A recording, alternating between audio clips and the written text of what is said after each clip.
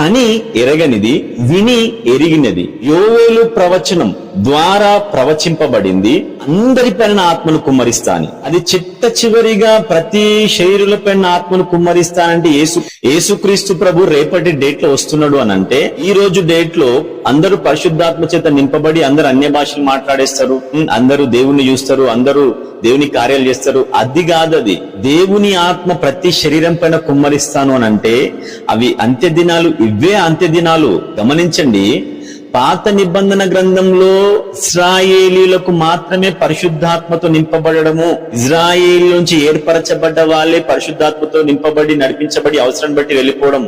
అలాగా యుగానికి ఒక్కరు లేకపోతే తరానికి ఒక్కరు మాత్రమే అలా ఉండేది. అబ్రహాం తర్వాత ఇస్సాకు, ఇస్సాకు తర్వాత యాకోబు, అంతకుముందు ఆ తర్వాత మోషే, ఆ తర్వాత యెహోషువ, కాలేబు. ఇట్లా ఒక్కొక్క తరానికి ఒక్కొక్క వ్యక్తిని దేవుడు ఉపయోగించుకుని నీతిమంతులు వాళ్ళు నిలబెట్టుకుని అవసరాన్ని బట్టి పరిశుద్ధాత్మను వారిలో ఉంచి పని చేసుకున్న తర్వాత ఆ ఆత్మ వారిని విడిచిపెట్టి వెళ్ళిపోవడం, ఇలాంటి పాత నిబంధనల గ్రంథం జరిగినాయి. అయితే ఈ యోవేలు ప్రవచన గ్రంథం, యోవేలు ప్రవచించిన ప్రవచనం ఏంటి అంటే చివరి దినాల్లో, అంత్య దినాల్లో. ఇప్పుడు చూడండి, మనం ఇజ్రాయిల్ శరీర సంబంధంలో చూస్తే మనం ఇజ్రాయిలం కాము.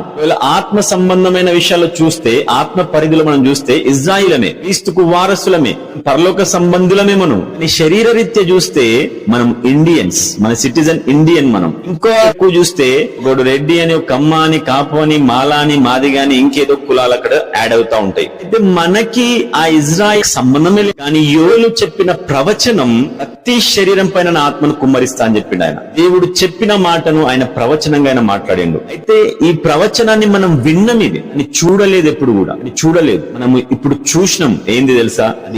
అది అపోస్తుల కార్యంలో మొదటి అధ్యాయంలో జరిగింది ఒక గొప్ప సంఘటన. ఏంది? అక్కడ మేడపైన గదిలో ప్రార్థిస్తుండగా ప్రతి శరీరి, అక్కడ ఉన్న ప్రతి ఒక్క శరీరం పైన శుద్ధాత్మ కుమ్మరింపబడు. తద్వారా అనేకులు, అక్కడ ఉన్న మేడపైన గదిలో ఉన్నవారు మాత్రమే కాకుండా అనేకులు ఇప్పుడు పరిశుద్ధాత్మ చేత నింపబడడానికి అవకాశం కలుగుతుంది. అక్కడ ఎక్కడో నింపబడ్డం కాదు, ఇప్పుడు ఇండియాలో ఉన్న నేను పరిశుద్ధాత్మతో నింపబడ్డా, వాక్యం వింటున్న నీవు పరిశుద్ధాత్మతో నింపబడ్డవు.